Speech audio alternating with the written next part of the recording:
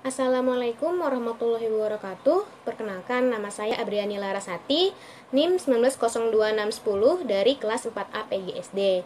Tujuan saya membuat video ini adalah untuk memenuhi tugas ujian tengah semester mata kuliah kebijakan dan inovasi pendidikan yang diampu oleh Bapak Dr. Haji Agus Muharram MPD dan Ibu Wina Mustika Ati SPD MPD. Di sini saya akan membahas mengenai karakteristik inovasi pendidikan. Everett M. Rogers mengemukakan karakteristik inovasi yang dapat mempengaruhi cepat atau lambatnya penerimaan inovasi sebagai berikut. Yang pertama, ada keuntungan relatif. Keuntungan relatif ini adalah sejauh mana inovasi dianggap menguntungkan bagi penerimanya. Tingkat keuntungan suatu inovasi dapat diukur berdasarkan nilai ekonominya atau mungkin dari faktor status sosial, kesenangan, dan kepuasan. Yang kedua adalah kompatibel. Kompatibel ini adalah tingkat kesesuaian inovasi dengan nilai, pengalaman yang telah berlalu, dan kebutuhan dari penerima. Inovasi yang tidak sesuai dengan nilai atau norma yang diyakini oleh penerima tidak akan diterima secepat inovasi yang sesuai dengan norma yang ada atau yang berlaku. Misalnya, penyebar luasan penggunaan alat kontrasepsi. Jika di masyarakat yang keyakinan agamanya melarang penggunaan alat tersebut, maka tentu saja penyebar inovasi akan terhambat.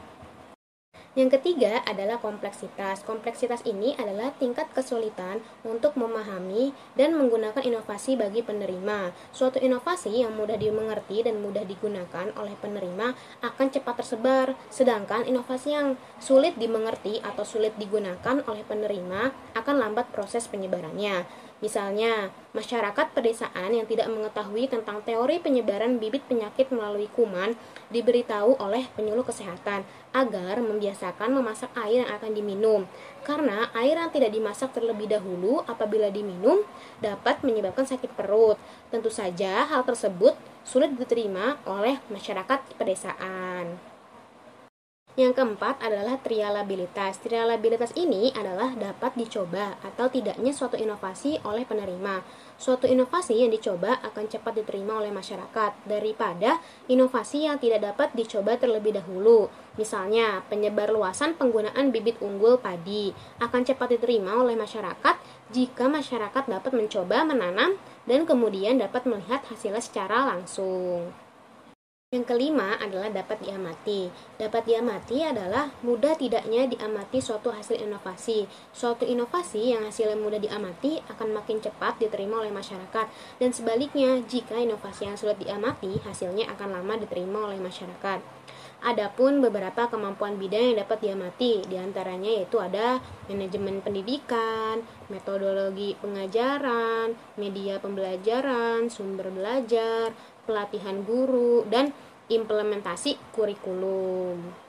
Dari kelima karakteristik tersebut, kita dapat mengambil poin pentingnya, yaitu yang pertama, keuntungan relatif, yaitu manfaat, menguntungkan penerima, ekonomis, dan kepuasan penerima. Yang kedua, kompatibel, yaitu kesesuaian dengan nilai, kesesuaian dengan pengalaman, dan kesesuaian dengan kebutuhan. Yang ketiga, kompleksitas, yaitu kerumitan dan tingkat kesulitan. Yang keempat, trialabilitas, yaitu dapat diuji coba dan fakta. Dan yang terakhir yaitu dapat diamati. Poin pentingnya adalah terlihat dan dapat dirasakan.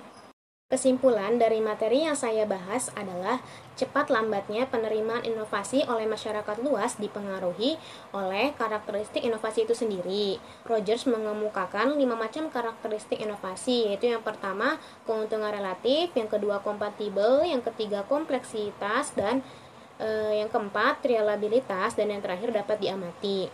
Dengan memahami karakteristik inovasi tersebut, kita dapat menganalisis inovasi pendidikan yang sedang disebarluaskan, sehingga dapat memanfaatkan hasil analisisnya untuk membantu mempercepat proses penerimaan inovasi.